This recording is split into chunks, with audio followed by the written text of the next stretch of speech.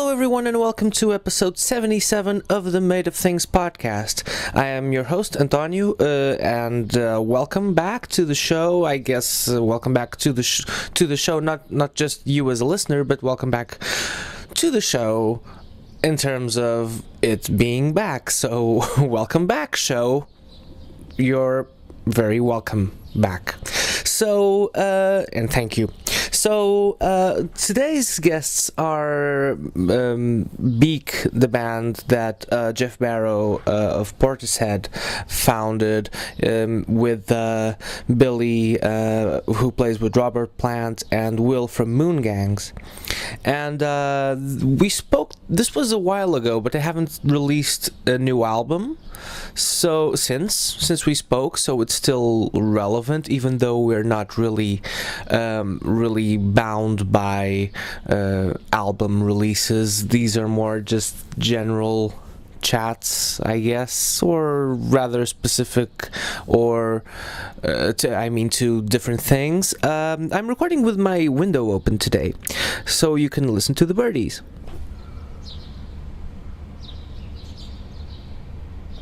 There you go. Some silence for you. Or some birdies. If you're listening to this on a train, for instance, you won't be able to hear anything, I suppose. Anyway, I'm going to keep this short. Please, I need to just... I think I should address the content of this. This is one of those instances in which the band immediately gets what we're doing. Like, this is already up on YouTube, by the way, if you want to watch it as a video with not just the still image of the show, the still image, the logo of the show.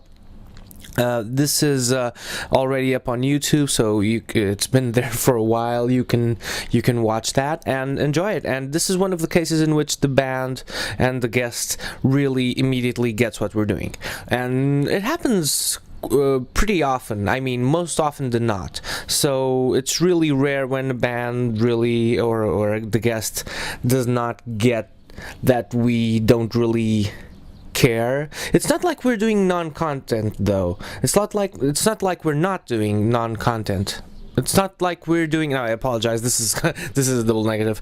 It's not like we're doing non-content, which is something that I really dislike about YouTube, which is, oh, I painted my hair pink, so now I have a personality, you know? Like, I have nothing against anyone, but it's just like, why do those... I don't want to sound bitter, but why do those videos have fucking a million views when it's just like, click my subscribe button because I have pink hair and I comment... I don't know, it's just dumb. Kids, just I hope whatever.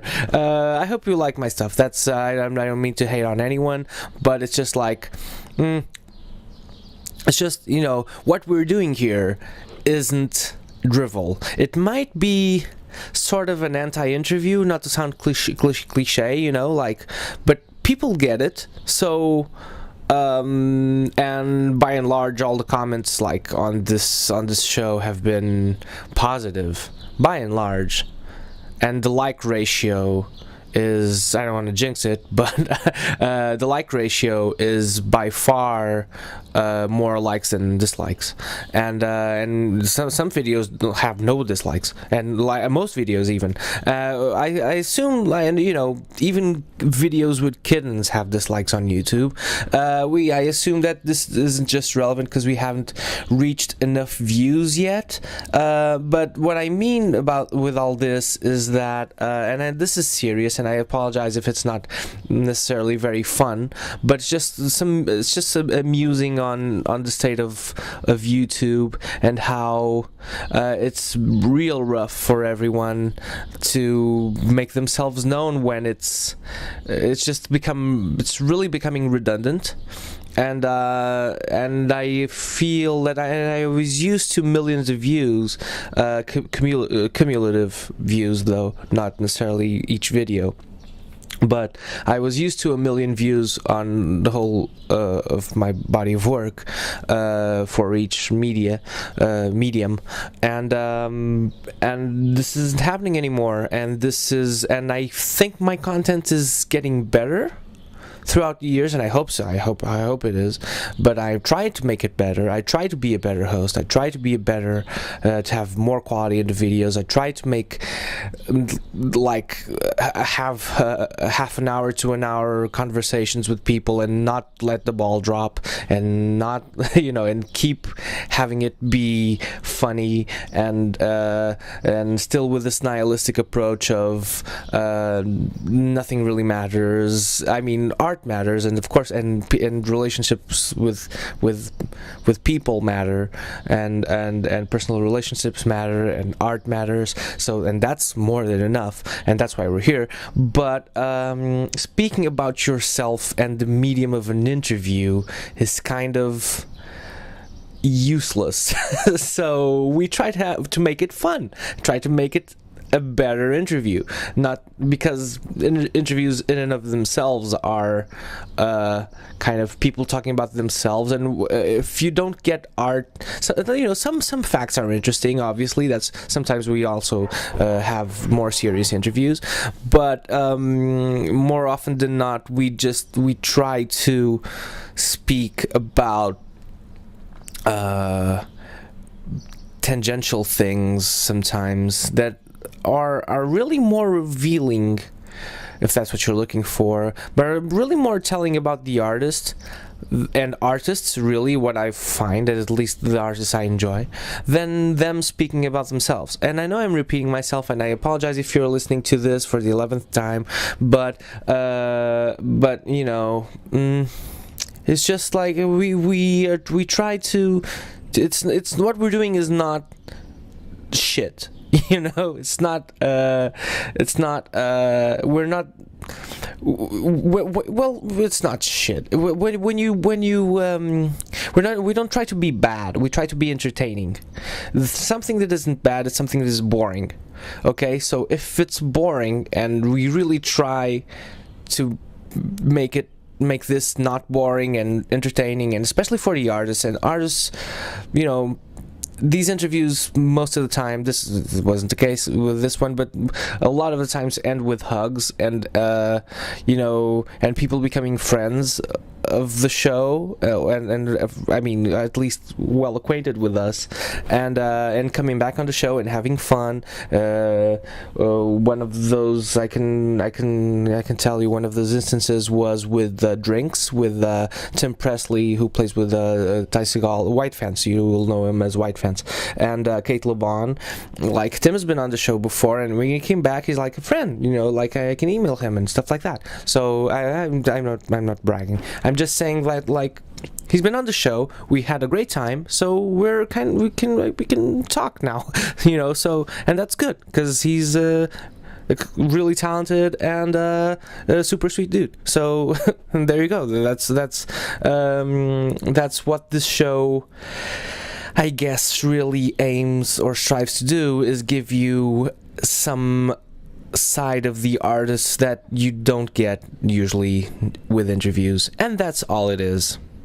That's not all it is, but that's mostly what it is. It's just like a different angle, a different way of, celebrity interviews or artist interviews aren't all the same, or at least don't have to be all the same.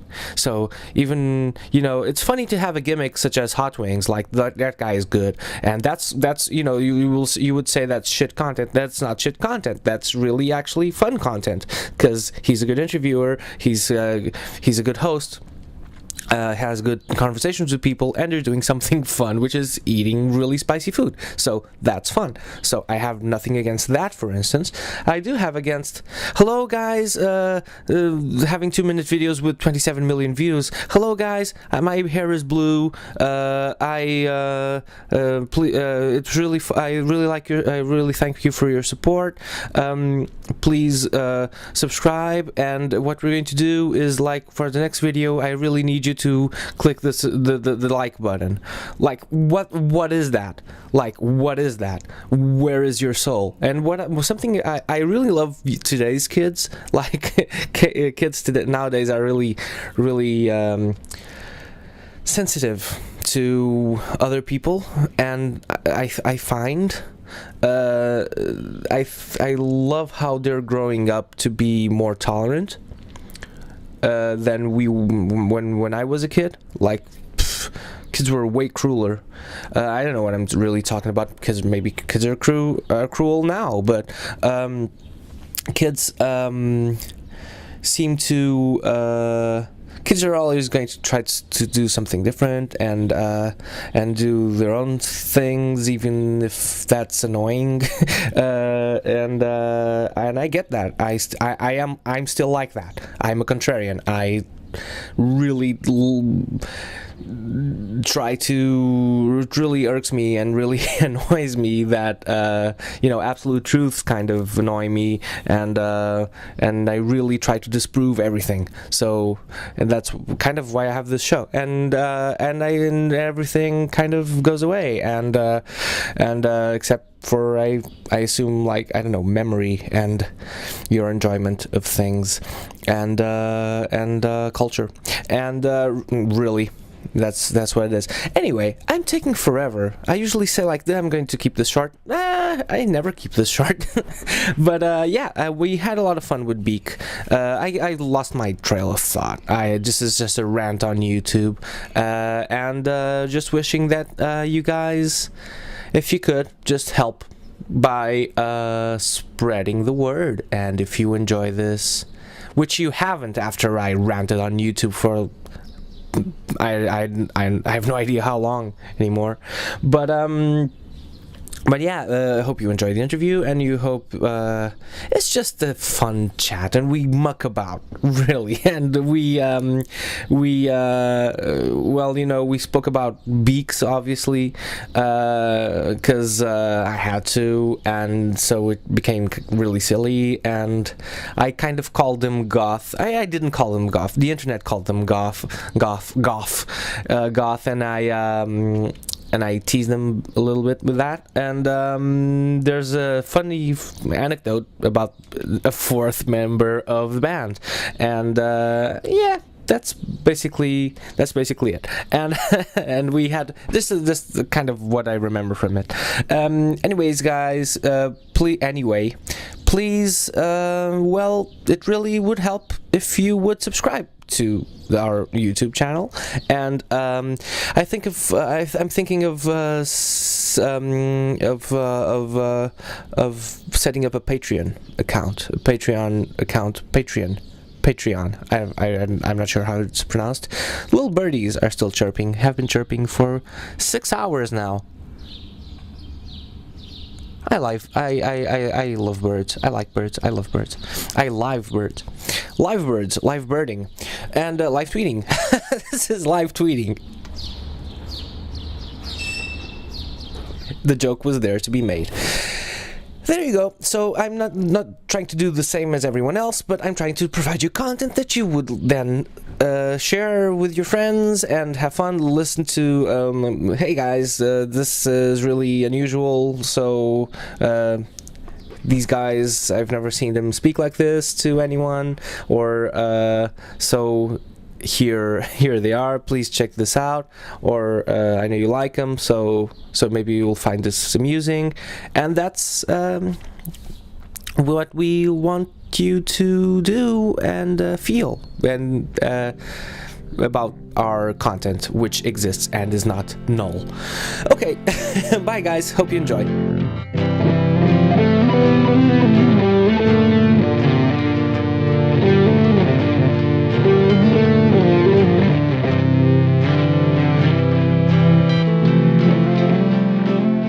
You guys? Very well, thank you. Very well. Yourself? Excellent. I'm very good. We arrived last night, and when did you guys come get to the festival? We just arrived literally an hour ago from Porto. From Porto. Okay. Yeah. And literally an hour ago. Wow. And you're leaving to Tokyo. So you just told me off the record. Yeah. No, we're playing. hostess all night at Tokyo in 2 days, 2 or 3 days. Okay. So is that the longest you've traveled, like in one sitting? Yeah, absolutely, yeah. Yes, definitely, without our parents. A little birdie told me that 2 years ago, when you last played in Portugal, there was an interview and you kept someone waiting because the fourth member of the band had gone to the bathroom. The fourth member? Yeah, there's only ever been 3 of us. I know. That's why I was going to ask that if That's a really good joke. Who did that? Was that me? Say that more often. I can't remember that. Do it, the fourth. Is that definitely us? Was that definitely us? as far as I was told. I don't know. Well, we're going to use it from now on. Yeah. Well, I guess you already have, it's man. become an urban myth with the 3 people that care about us. We did. Was it in Portugal last year? 3 people. We had an interview just after we came off stage.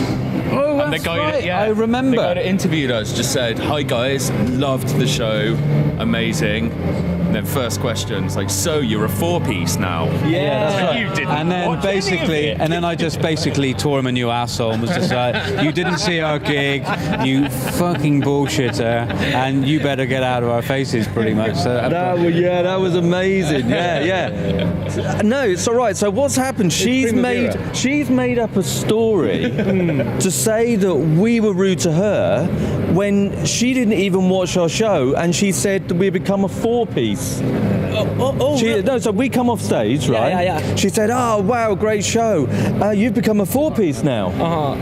So she never. So it was only 3 of us. I thought it was a guy. Wasn't it a guy? It was a fella, wasn't it? Was it? A man. I can't So whoever did it was a bullshit. Whoever did it, but basically that was their first question. They were just like, they thought we were a 4-piece, and it was like, well, we've just come off stage. You didn't see our gig, so somebody's lying here, and it's not us. Well, not to rain on anyone's parade, but I'm except sure for I his. must. Yeah, except for that person. It's a hi journalist, fellow journalist, or whatever I am, host of something. Hello. Do your homework next time. But now you should say. So you become a 4-piece. yeah, so I was just actually going to ask when's the fourth member coming back from the bathroom. He's got terrible piles. Has he arrived? Has he arrived and gone back? I was going to ask. Basically, he took too long on the toilet, so we sacked him. Or she. I can't remember who it was again. Because he gave too much of a shit. You have a long career. Thank you so much. I hope so. It's been rather long, actually, but for now. I'm sorry? You don't look old enough. Thank you so much. This is all compliments today. Do you want me to go out? Do you want to sit here, or do you want to get a room? Get a room, boys. Get a porta potty. But guys, is BEAK like an excuse or to be more goth? To be more goth. Oh yeah, exactly. Yeah, that's all we've ever wanted to be is a goth band. We couldn't take. You can tell by our clothing and our hairstyles and our makeup. All we wanted. The name Bauhaus was already taken, so we thought we'd go with the name BEAK, and we are goths. Thank you. Yes, because I could clearly tell. But no, I'm saying because you've been described as goth, I guess, like krautrock and goth rock at the same time, really? And I can actually hear it, like the goth thing. No, that's not a problem. That's great. No, it's good. But it can be whatever anybody wants us to be. That's how we live our lives. Because we have no idea what it actually is. Oh, okay. We don't know who we are. We don't know what we do, particularly stylistically. So if anyone wants to come up with something for it, they're more than welcome, really. Or on a personal level, we don't know who we are as people. So any help is on a postcard. Answers on a postcard. But you guys are okay. So you guys are fine with the goth, and are you guys fine with the krautrock moniker as well? Well, not moniker, the description, with association, I would say. Yeah. It's a term that's often used for a drum pattern. And There's two and that's sides kind of of it, isn't it? Really? If you go people say, oh, it's a really crap rock vibe, man, and you can pretty much do anything else that you want on top of that, can't you? And then people consider themselves crap or whatever. And we've never actively kind of gone to do anything other than the music we enjoyed. So to actually be in a category, we've gone past that point. We've surpassed kind of labels or caring about labels. Basically, we're too old, you know. Well, he's not, and he's not that old, but I am. Well, you know, of course, sure. Like, you know, not to categorize anything. Like, you do what you do. You know. Are you okay with the Superbock? It's a bit like Stella in the UK. Yeah, it's a bit punchy. It's a bit fighty, but also kind of like a drivelly, I would say. Did you say dribbly? It's drivel. Like Sagra's better. I love it. Possibly not the best word. But We prefer Sagres, but I'm on the Sagres team as well, actually. Yeah. Superbock. Sorry, Superbock. They're not my sponsor, so I don't care. But it didn't cost us anything, so it's brilliant. Superbock. If I can get a sponsorship from them, I'll be over the moon. Oh, absolutely. Please sponsor us, Superbock, from now on. That'd be amazing. But yeah, like, okay, another thing, like, so the first record was recorded live in studio, right? Was the second record as well? Yeah. This with the same... Pretty similar, yeah. Okay, yeah, okay. Yeah. So, do you guys at that point consider anything a flub or a mistake? Well, yeah, there's lots of mistakes on both those records, but that's a good thing, isn't it? As long as they're good mistakes, or it just ones that you can live with for the rest of your life. You know, the attitude to a mistake, I think, is way more if the song has a bad feel or a bad vibe, rather than we've played a load of wrong notes. Because, you know, a few wrong notes and mistakes, if it sounds good, just keep it. Then generally, if we, like, you know, when you play note perfect and everyone's bang on time, no mistakes, kind of sounds rubbish, and I guess that's what's more classed as the mistake take, isn't it? I think sounds too robotic, maybe. I think where we, you know, like the gigs that we play and the vibe that we got and the vibe that the other bands that we like and we play with or whatever, and the people that like music in a certain kind of area, whether it be from the Sleaford mods to... They've been on the show, actually. To the OCs, really nice, or... nice guys, yeah. You know, like Sleaford mods to the OCs to... Whoever it is, but in that world of kind of slightly alternative, no one really gives a no one gives a fuck, really. Yeah. They just don't. I mean, it's not. They just don't really care. You know, if you know, from Hendrix, you know, the experience, like, you know, playing with wrong notes, and from blues players playing completely out of tune to, I mean, it's actually got dissonance has got a history of kind of with alternative music, and it's something to kind of be enjoyed as well, you know. Not just alternative music, even with erudite composed music from back in the early centuries, from turn of the century, the previous century, like Schoenberg and Messiaen and you know, stuff like that. It's very. I don't know who any of those. Oh, I'm sorry. I'm very literate. You're too clever for me now. Yeah, but it is. But that's composed that way, isn't it? You know. Yeah, exactly. But that's purposeful. But that's composed that way, where we're not actually. You know, we're not enough to do a complete take immaculately well. We're not actively kind of trying to get everything out of tune. It just so happens that that's what happens. That's just what we do. What I was saying with the mistake is, like, obviously, you know, mistakes. What you consider a mistake is subjective, so it's not necessarily wrong notes, but like stuff that you. I got a signal. Oh, sorry. Okay, so are we about done? No. Oh, the last 2 minutes. Okay, cool. Okay, so no, it's fine. It's fine. You should, because then I can work around it. But sure. Okay, so but what do we consider mistakes? Like what you guys consider mistakes? Because a mistake can be like wrong notes. You may want to have wrong notes or whatever wrong note is. But for what guys stuff that kind of bothers you, does it make the cut? Like stuff that like stuff that doesn't sound right. Or just a funny, an iffy performance, a not very good performance. You know, if it sounds like a vibey track, then we go with that. Yeah, I mean, you could want to try and I kind of want to try and hit the snare in some kind of order. So if it's supposed to go da da da, then if it misses 3, I would most probably want to do it again. Do you know what I mean? Or take that bit out. But not. If it's supposed to be like that, then we'll take it out. But if they're usually glaring mistakes. Okay. I was curious because sometimes it happens. No, it's interesting. I mean, it just actually means we're talking about music for a change, which is nice. Okay. Now, not to talk about music. What's your favorite sort of beak? Sorry. What's your favorite sort of beak, apart from yourselves? Oh well, that's a leading question. Can I just say something? Yes. I want to trim my beard with this. Yes, I know. Usually it has this spongy thing on top of the wind cutter, but it fell out, so I don't know where it is. Can we just talk about this being more like a beard trimmer? And now no one will recognize you anymore. Beak. What certain type of beak? Albatrosses, maybe, for instance, or a hummingbird, or. Platypus. Platypus is cool. Yeah, there you go. You win.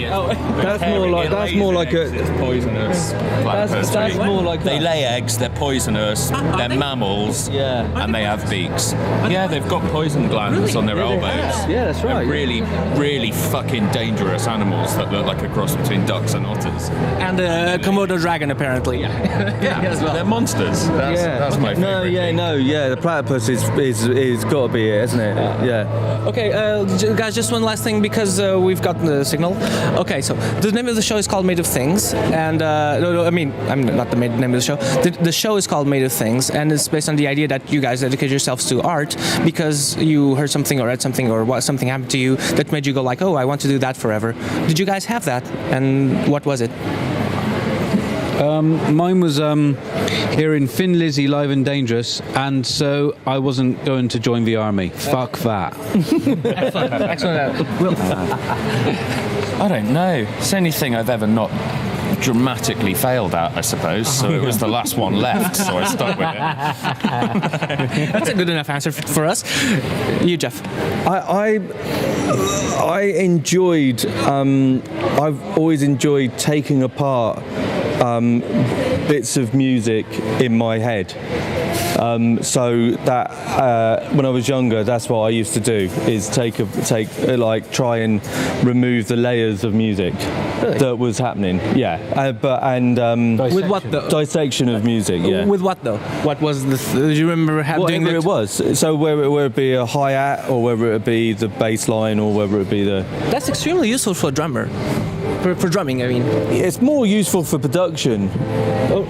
Because you can actually focus on the instrument you were focusing on, and then when I did that, that's what guided me into wanting to do it. Fantastic. We were running out of time. Thank you so much, guys. Thank you. Thank you. Cheers. Nice one. Cheers. Nice.